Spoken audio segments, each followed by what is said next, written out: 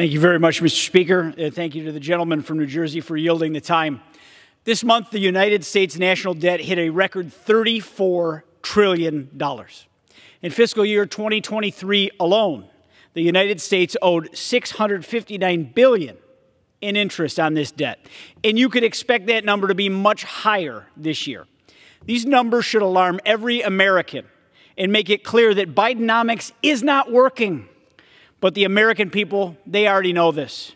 The White House repeatedly has lied, publicly praising themselves for a healthy economy and taking credit for a meager post-pandemic numbers. The American people aren't buying this false narrative.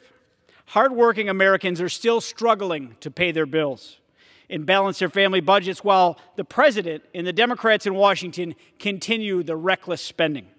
According to a recent Axios poll, 72% of Americans say that their grocery purchases are the top way that they feel inflation in their lives, closely followed by gas prices at 56%.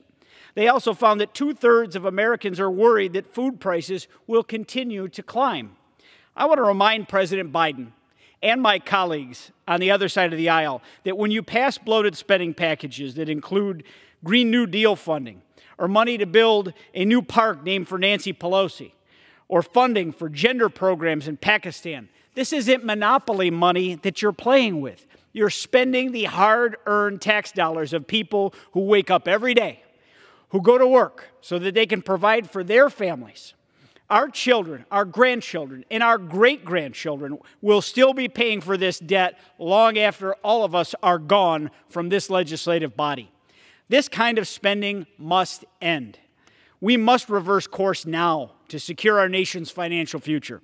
And that's why House Republicans have been focused on cutting federal spending.